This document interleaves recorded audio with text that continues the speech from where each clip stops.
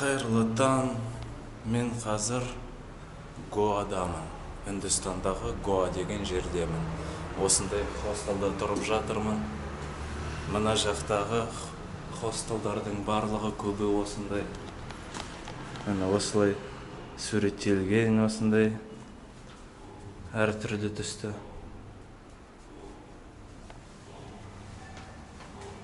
Мына жақта бөлмелер бар.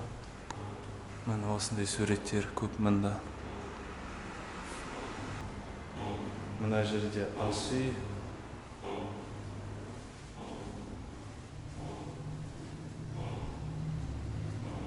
Ал мына жерде тегін су. Осындай фильтрдан.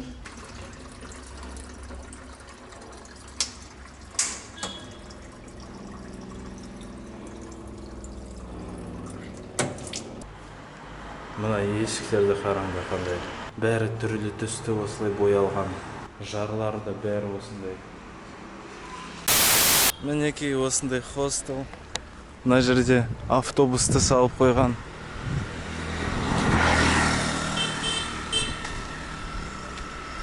Осы мен тұрып жатқан хостелда адамдар өте аз. Мен және 2-3 қонақ болды, ешкім жоқ. Тағы сосын персонал жүрген, мысалы 2 администратор, 1 бала жинап жүреді бөлмелерді, тағы 5-6 бала достарым бәрі жиналып алып гашиш тартады, марихуана тартады. Ол туралы сосын әлі алда айтып кетермін. Негізі осы Гоа шулы жер деп әйгілі. Осында түнгі клубтар көп. Ал мен осы тұрып жатқан ауданда түнгі клуб көрген жоқпын, немесе жоқта. Өте сондай тыныш ауданда тұрып жатырмын.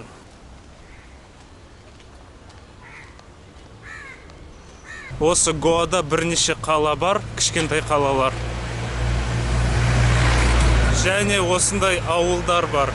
Мен ауылда жүрмін қазір. Осы Гоаның бір ауылында жүрмін. Аджуна деген ауылда жүрмін. Ал қазір мен тамақ жеуге баратырмын. Сосын арғарай пляжға барып көрерміз, не бар екенін. Осы Гоаға келерде пойыз бекетінен осы ауданға жету үшін мен 3 автобуспен жүріп шықтым.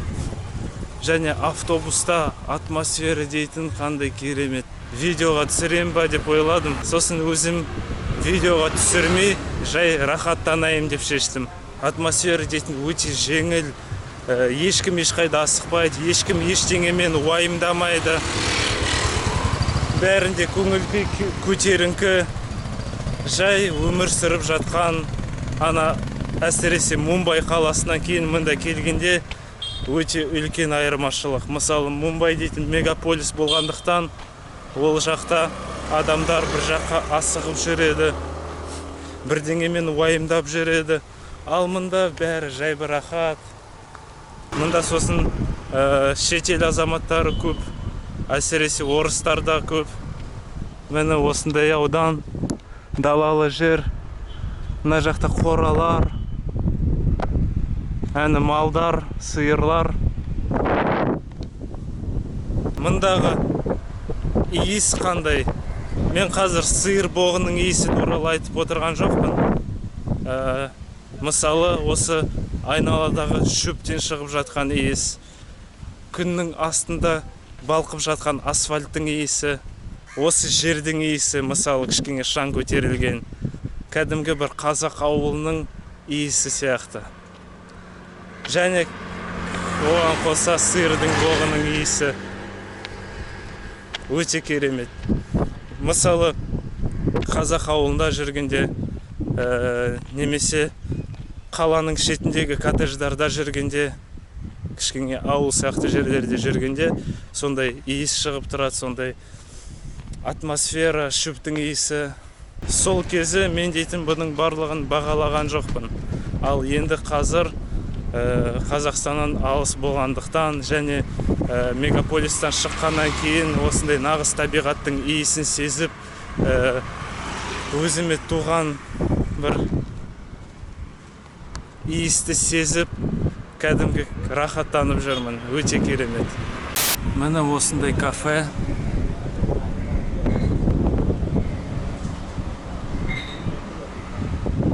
Және осындай көрініс дала. Міне осындай көріш, осындай үлкен тарелкада, және осындай соғыстар екен. Осының барлығы 160 рупия. Ондайды мен дейтін Мумбайда 60 рупияға жет. 3 есе қымбат. Өте көп пальма. Гоада мында пальма саны өте көп екен. Кезінде осы Үндістан Британияның колониясы болса, оның кейбір штаттары Португалияның колониясында болды. Мысалы, осы Гоа сол Португалияның колониясында болды, сондықтан еуропалық, португалиялық архитектураны кездестіруге болады мұнда.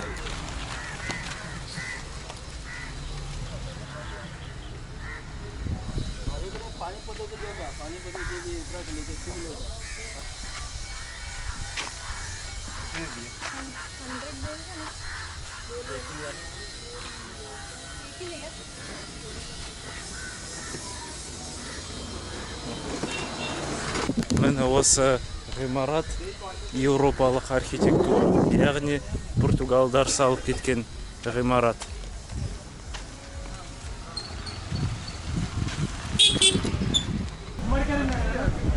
Міне португалдық бірдеңе.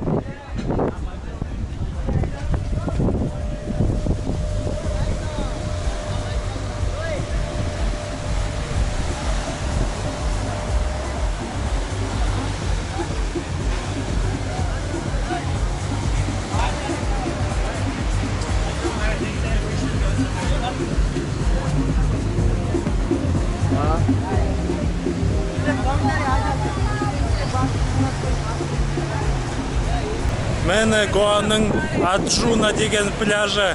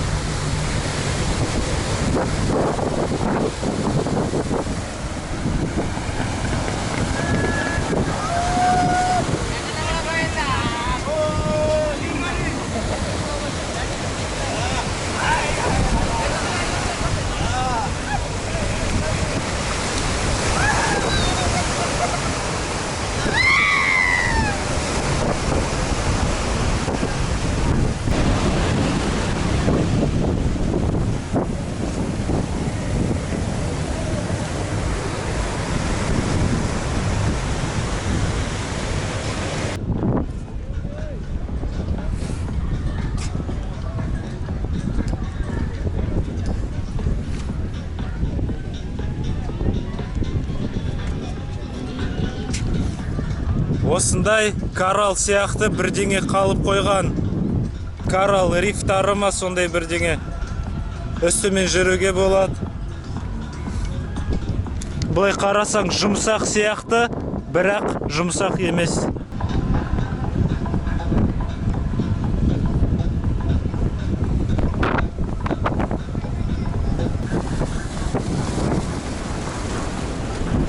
Мына жерде су дейтін жердің астынан мұхитқа қарай ағып жатыр.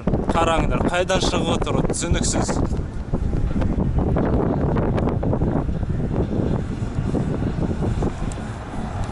Мына жердің астынан шығады да, былай ағып кетеді ар жаққа.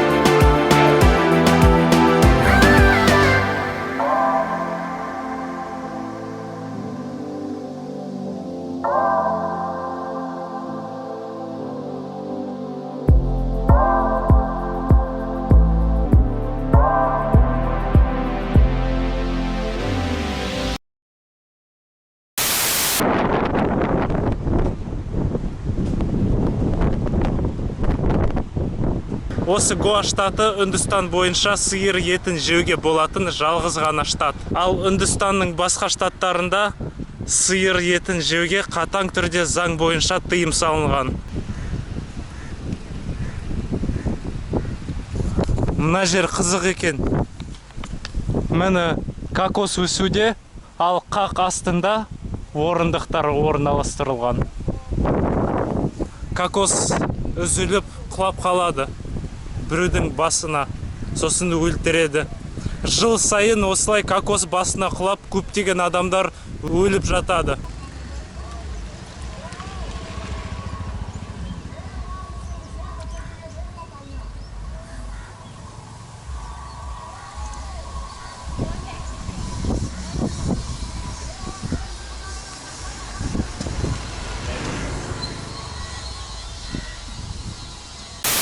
Так, болды, мен пляждан шықтым. Негізі бұлай суға түсем ба деп ойлап едім. Бірақ ана жерде суға түскім келмейді.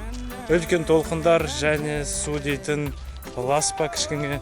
Міне терезелер, есіктер, осындай кіші колонналар балконның астында. Вилла болып тұр, осындай төрт бұрышты болып. Бұл Европалық Португал колониясынан қалған үйлер. Мынауіне соншама шырылдап отқан.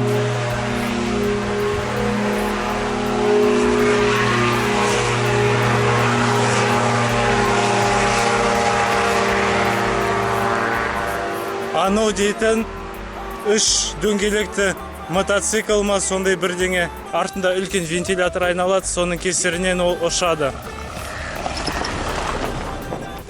Мында ең бастысы атмосфераны сезіп көріңіз.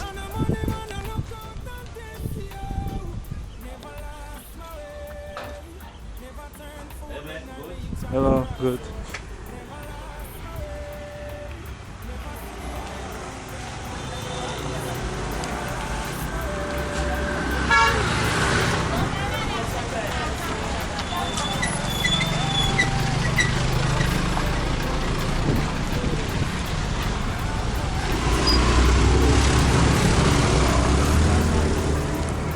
Осы Гоаны туристік ретінде шамамен 50-60 жылдары хиппи деген адамдар ашқан.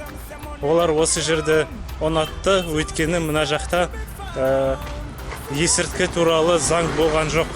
Мысалы, ЛСД деген, гашиш деген, марихуана және тағы да басқа бір есірткілерді Европадан, Америкадан келіп, мына жақта сол есірткілерді қолданып жүрген. Өйткені мына жақта ондай есірткілер туралы білген жоқ та, ондай заң болған жоқ та, және мына жақ табиғаты ғажайып керемет, мұхит бар, пляж бар. Осы жаққа келіп, бәрін тартып, сөйтіп толған хиппилар мына жерді туристік етіп жасаған. Сондықтан осы Гоада жүргенде мында дейтін атмосфера сондай бір хиппи, 60 жылдар сияқты. Тіпті автобуста отырғанда сондайдың бәрі сезіледі. Мені мысалы есікті ұстап тұрған жіп, қарапайым жіп. Және үйлерге қарағанда, адамдардың ұсқындарына қарағанда, прическалары дред, түрлі түсті бір киімдер киеді. Ұсқындары бәрі бақытты, ешқайда асықпайтын, жай бір рахаттанып жүрген адамдар. Мысалы Боб Марли, Растаман деген, хиппи деген сондай атмосфера мына жақта. Мысалы, мен тұрып жатқан хостелдағы администратор достарымен екінші қабатта отырып алып балконда шегіп отырады.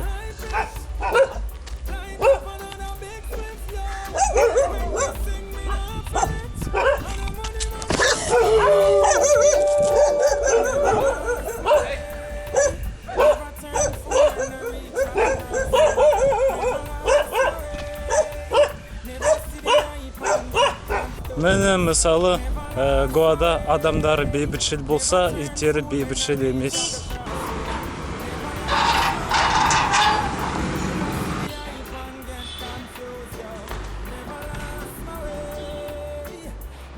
Ал мынау менің бөлмем, мен тұрып жатқан бөлмем, менің орным осы. Астында мені осындай киім салатын, заттарыны салатын зат. мына жерде вентилятор айналады, кондиционер да бар, бірақ вентилятордың өзі жеткілікті. Мынау әжетхана мен душ. Міне осындай хостел. Бағасы күніне 200 рупия. Так болды, мен дейтін осы хостелдан кетіп бара жатырмын. Хостелдің өзі керемет, бірақ кейбір кемшіліктері бар. Мысалы, Wi-Fi өте шамалы. Және мына жақтың пляжы ұнамайды маған. Осы Гоаға сол пляж үшін келіп едім негізі. Сондықтан қазір аялдамаға бара жатырмын. Арамболь деген бір ауданға бара жатырмын. Так, мені осындай орталықты жерге жеттім.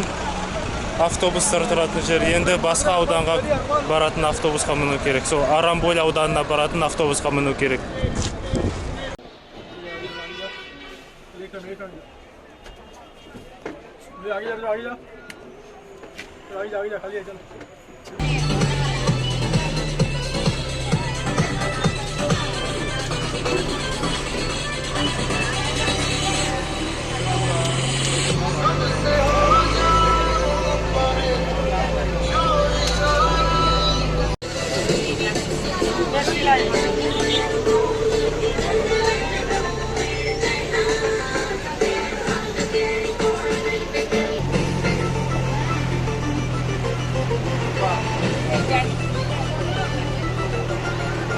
Так болды, мен автобустан түсіп, осы Арамболь деген ауданға келдім.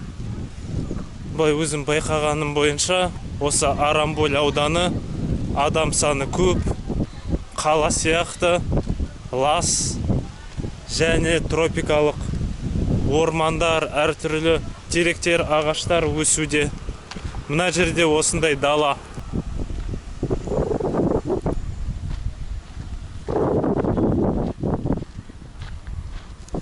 Осындай егін егілген дала.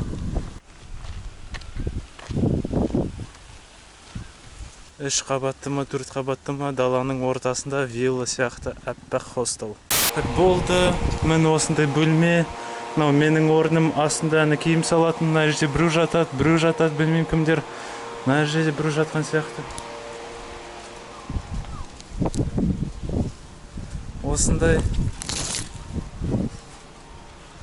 Осындай көрініс бар мұнда. Осындай балконы бар.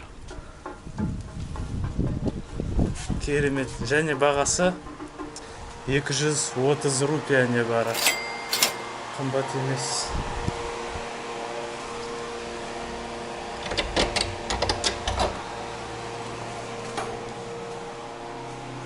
Мынау мені жуынатын бөлме.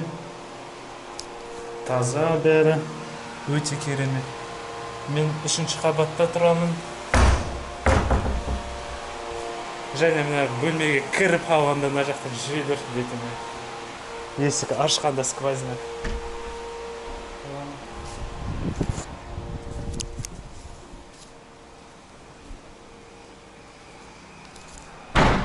Ал есіктен шыққаннан кейін осындай көрініс. Менің бөлмем. Мына жерде бассейн істемейтін. Және осындай көрініс. Даланың ортасында әппақ керемет вилла. Ох, керемет. It's one of the best dish to eat goat or mutton. One of the best. You should try it if you come to India.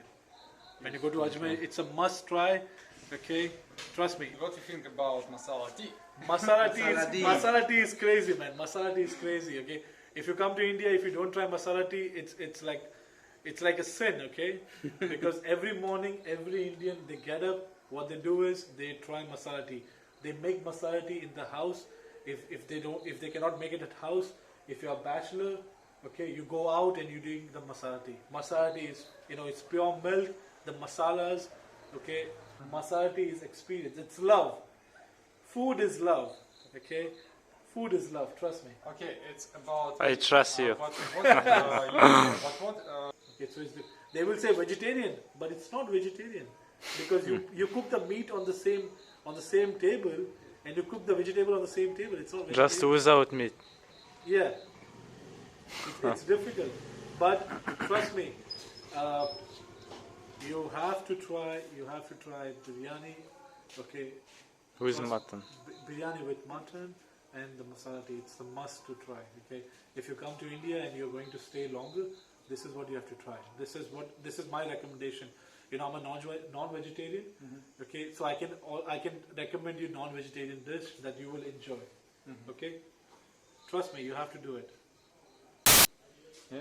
In India, people, okay, now we were talking about caste. Okay, caste was a very big thing before independence, after independence of India, 1947. Okay, when India got independence Okay. from British. What about now? India use a caste. India used caste, okay, but now the bigger problem now the bigger problem is religion. Now in India, the bigger problem is religion. It's like Hindu, Muslim, Christian. Now caste is illegal, yes? No, No? in Is India, caste is not illegal. In fact, caste is part of the system. system. I'll tell you why. Official system. Official system. Wow. I'll tell you why. It's right. You can choose the caste. Oh, you see. People can choose the caste. He create exam, for example. No.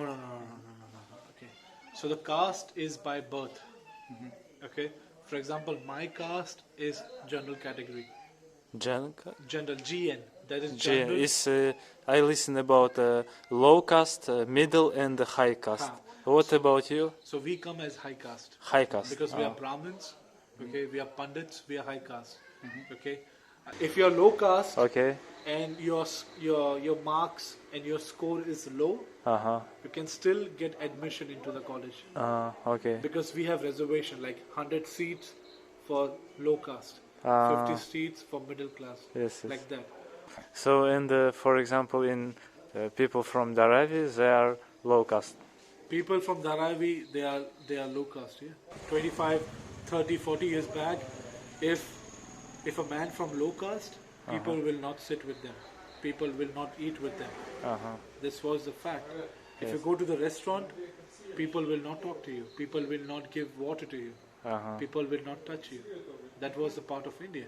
Yes. 50, 25, 30, 40 years back, 50 years back. But now? But now, with education, people understand that caste is by birth. Okay, like if you're born in a low caste family, you cannot do anything about it. And when you're educated, you understand this is all bullshit. Okay, this does not matter. We all are humans. We have same blood in our body. So people understand. Like my generation, we understand. You know, caste is not relevant. You know, I have friends. You know, I have friends who are Muslims. I have friends who are Christian. I have friends who are low caste. I have friends who are high caste. You know, it's normal now. But if you talk about my parents, if you talk about my grandfather, they had a different mindset because of their time, what they saw happening in India. They have a different story to tell. I have a different story to tell. I'm hoping that my kids will have a different story and a beautiful story to tell to the world. That we don't have caste in India. I'm hoping that my child, when he comes, and if somebody like you ask him a question, okay, do you know about caste? And he says, no, I don't know about caste. That is a world I want to be in. Okay.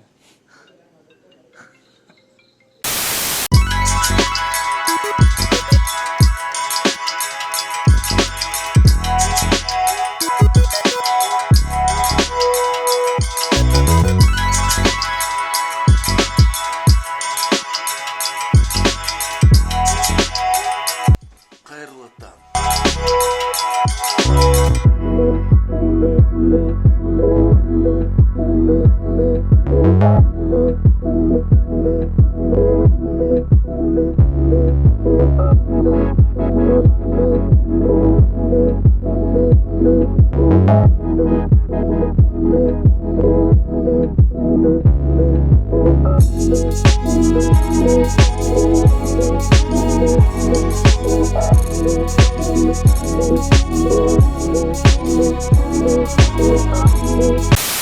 Менің хостелым, осы хостелда тоқтадым. Пляжын қарауға барамын. осылай ешкім жоқ жолда лепілдей беретінділер. Пляж дейтін мына жерден шамамен 3 шақырым жерде орналасқан, бірақ ол жерге автобуспен де жетіп қалуға болады. Мен осындай көшеге шықтым, және автобуспен емес, өзім аяқтарыммен баруды шештім. Хостелдан 4 шақырым, осы жолдан 3-5 шақырым пляжға дейін. Мінекей осындай өте тыныш көшелер. Мандрем Бич дейді. Міне 2 шақырым, бірақ ана жаққа көрсетіп тұр. Негізінде картада ол былай жүре бергенде болады. Осыны примерно осындай пляждың. Сондықтан алға жүре береміз. Көреміз қандай болатынын пляж.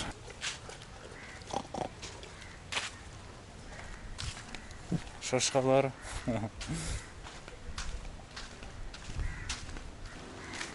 Hello, is to beach? Yeah. Thank you.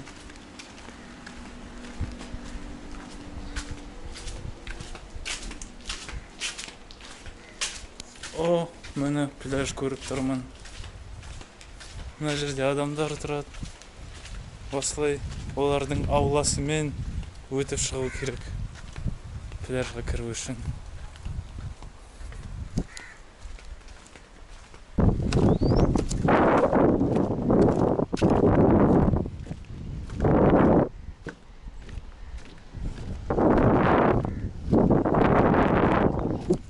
Пляжда ешкім жоқ. 1-2 адам, жоқ, бір топ адам отыр болды. Өте тыныш екен Гоа. Мүмкін қазір дейтін коронавирус тарап жатыр, соның кесірінен болар. Міне пляж.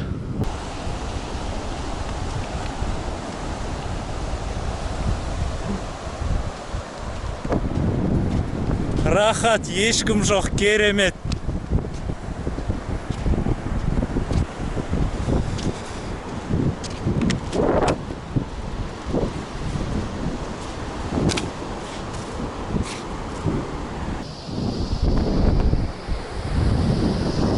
Қазір суны қараймыз қалай екенін.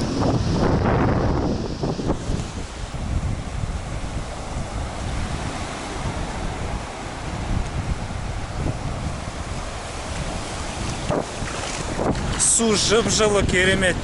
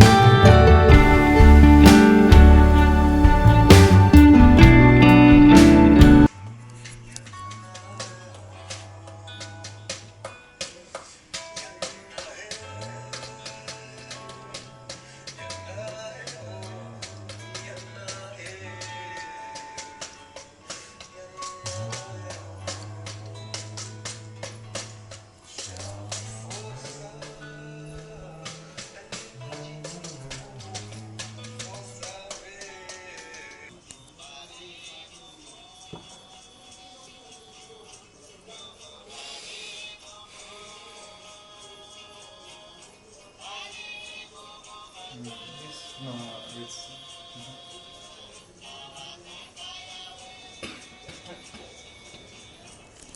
Or maybe no. Or maybe to try. Yeah, I think yeah.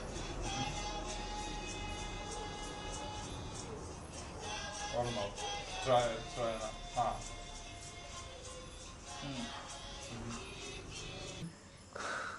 Yeah, nice. Ну, судя по его выражению лица, вроде как nice.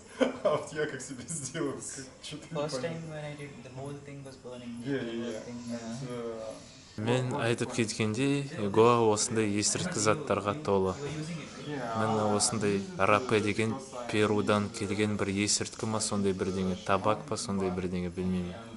Соны трубканың бір жағына соны себетте, екінші аузымен үрет, сосын мұрынға кіргізеді.